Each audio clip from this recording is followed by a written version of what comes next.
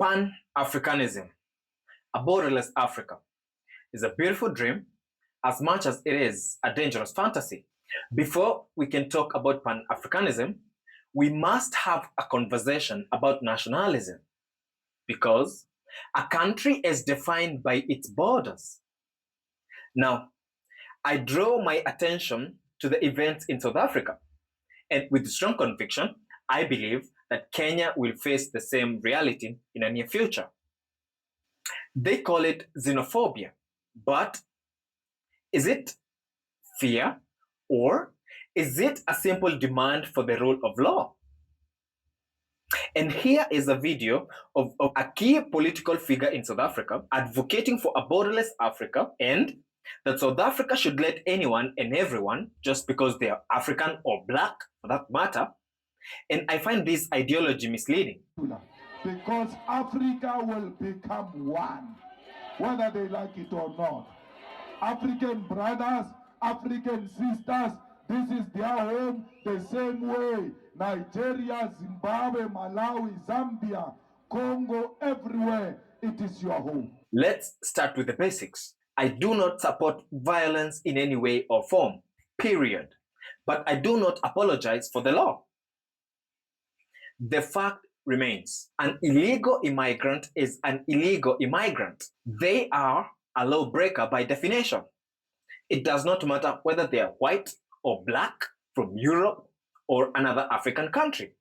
If an individual cannot respect the very first law of a country, the immigration law, how then can we expect them to respect the labor laws, the criminal code, the tax laws and systems, uphold our values and principles?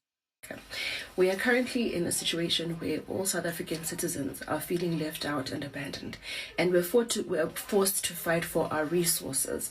I think most of us, we are angry at foreigners because we feel that our own government that we put into power, that we voted for, that we put our trust in because they came up with slogans and taglines and came up with promises and simply said that they would take care of us. Now what's happening is that they are putting us down there and having us fight with foreigners, both white, Indian, black, any race. They are putting us in a situation that we are now forced to fight for resources that are specifically meant for us, and that is housing. That is transportation, that is education, that is job opportunities, that is access to healthcare, that is access to business opportunities, right? We are now at the bottom because they've become the elite. A country cannot be founded in lawlessness in the guise of Pan-Africanism.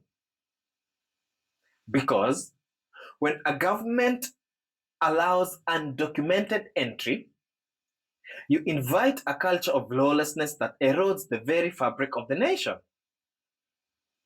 In South Africa, the argument is not simple, but it's, however, mostly shrouded by emotions.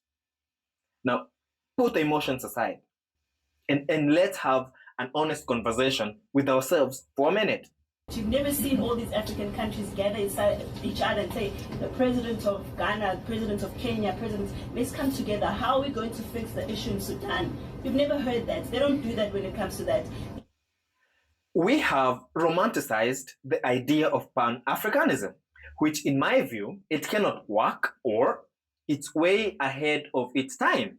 The solution to African problems is nationalism. And nationalism is not about being anti-Africa, but a pro-law. A country belongs to its citizens. And facts do not care about one Africa sentiments. They care about security, standards, and the law. Sovereignty is not a crime. Our message is simple and firm. Criminality has no nationality, and justice cannot be selective. African countries are comfortable with being failures, majority of them, of course not all of them. There are very few African countries that can really stand for what is right and stand for their people. South Africa luckily is a country with human rights and has emphasized the importance of protecting the human rights of all. And I think that's why we've become a hub for people wanting to be protected from their own governments. Each country in my view, should uphold a philosophy of Kenyans first in Kenya, Ugandans first in Uganda, South Africans first in South Africa, Nigerians first in Nigeria, and that each country must first focus on its own national sovereignty. And I call this a policy of equals, because a borderless Africa is the right recipe for continental chaos. It's a dream we cannot afford right now. For starters, crime becomes a ghost. For example, 6 out of 10 Nigerians involved in cross-border movement are involved in scams and frauds. And therefore, a borderless Africa is a logistical nightmare. For example, in Kenya, there's an influx of Burundians and Congolese, and they feel entitled enough to even demonstrate in the streets of Nairobi.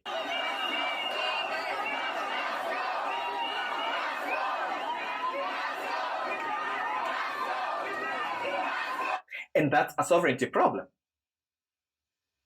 Well, I'm not saying all of them are illegal here, but quite a good number of them are.